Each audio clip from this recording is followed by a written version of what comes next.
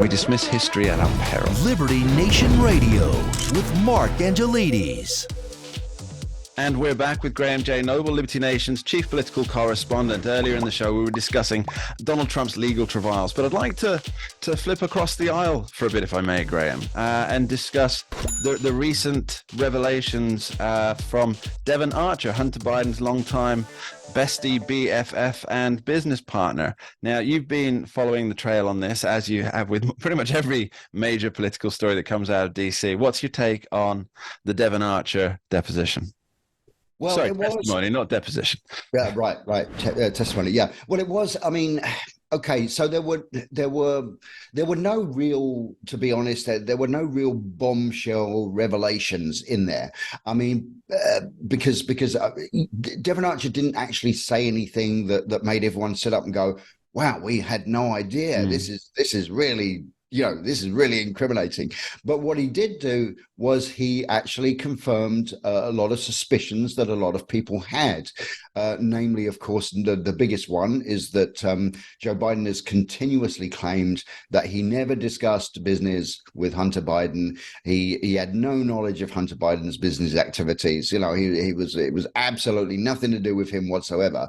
But of course, we know from White House visitor logs and from photographs and from emails from Hunter Biden's laptop, we always knew that actually Joe Biden had met and mingled with Devon Archer and other Hunter Biden associates.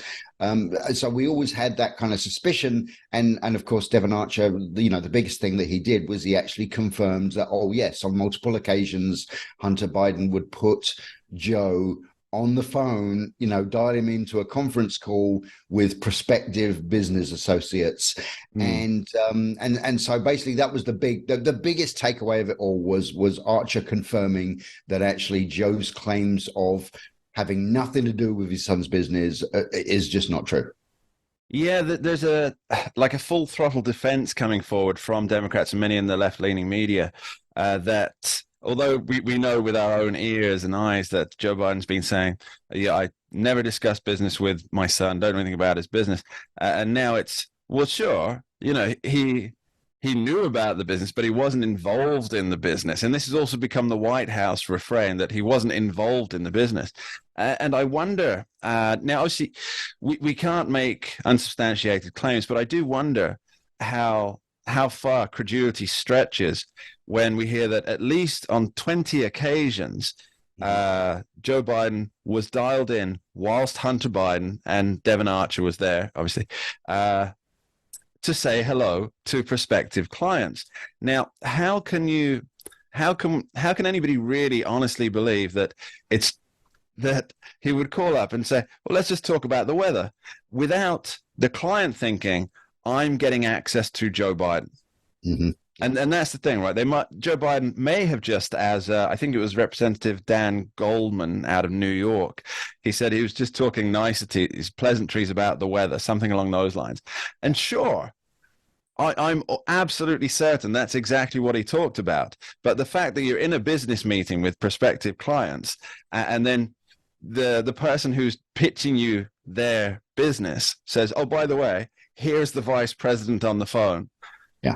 And you don't think that you're getting access to the vice president? It stretches credulity, doesn't it, Graham? Yeah, well, this is exactly what it's all about, and this is what this is exactly kind of what I wrote in my recent article about this.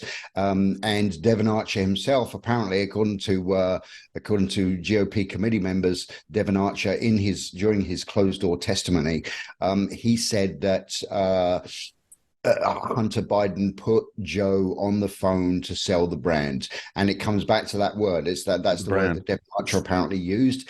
And the thing is, if you say, okay, so Joe Biden claims that he had no knowledge of Hunter's business activities and he wasn't involved. But what were Hunter's business activities? Hunter's business activities was selling basically selling access to his father, the then vice president of the United States. That was the business. So when you put Joe on the phone, as you just said, you put Joe on the phone with somebody over in Ukraine or Romania or whatever, to have a little light conversation about the weather or whatever it is they talked about, golf or anything at all.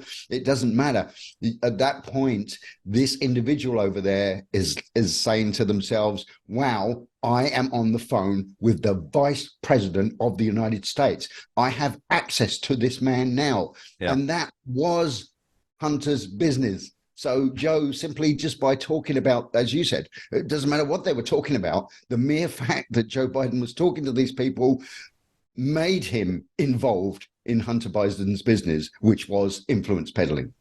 Now, I want to delve into a bit of speculation here, Graham, and I know we should avoid too much of it, but what do you think the Democrats are thinking at the moment about Joe Biden?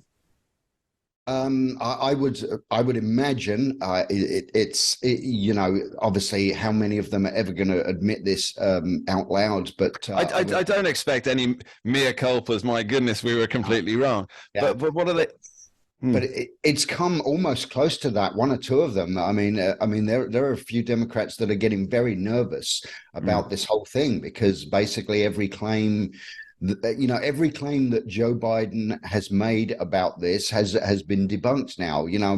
It was just about, I think, 4, 5, maybe 6 weeks ago, Joe Biden himself was being asked about this, and he gets very upset and angry when he gets asked about this at all, which right there, it makes you think, well, if there's nothing wrong going on here, why are you even getting upset about talking about it? But anyway, the point is that he was asked something like, well, there are rumors, there are allegations that your family has made, has gotten a bunch of money from Chinese firms, and and Joe Biden kind of turned around and said, well, where's the money? And then just very recently, Hunter Biden actually admitted, I've been paid over $660,000 by the Chinese. Well, okay, so there's the money. I'm sure I remember the words here. I don't think this is a Mandela effect thing. Look that up if you don't know what it is, audience. But I'm sure I heard Joe Biden saying nobody in the Biden family has ever done business with China, or ever made money off China. That's right. Now, if I should really look into specifically what he said, because has never made money off China. If it was that, well, then he might be true, because I think the part ownership of the company that Hunter Biden ended up having in lieu of cash in the end, I think it ended up being not worth anything in the long run. So maybe he didn't, but that's not to say that he wasn't in business with China. Just because your business wasn't profitable enough to warrant a disclosure on it. Sorry, I was just going to say, but it's the intent was there. You got to look at intent.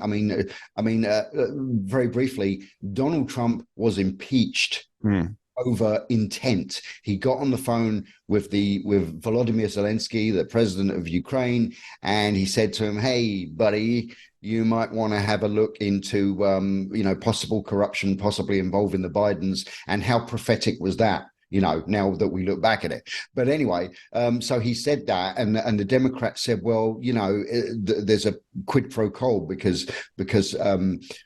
Trump hinted that he might withhold arms supplies to Ukraine unless they looked at this corruption. And of course, that's not what happened, because the US didn't withhold anything, and the Ukrainians didn't investigate the corruption.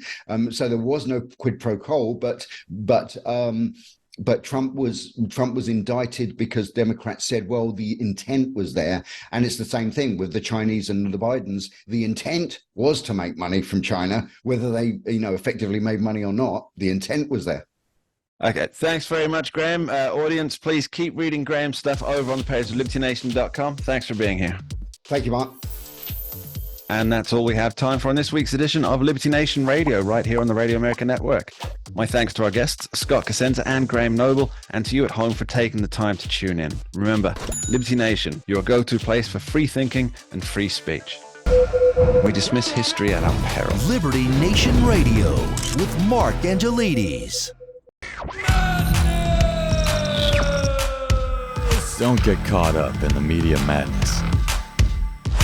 Join our movement for free thinking and free speech at libertynation.com. Publishing news and analysis 24/7 with original articles by our team of authors who tell it like it is. Join us each week for online TV shows, The Uprising Podcast, and Liberty Nation Radio. We believe in free thinking and free speech. We are libertynation.com.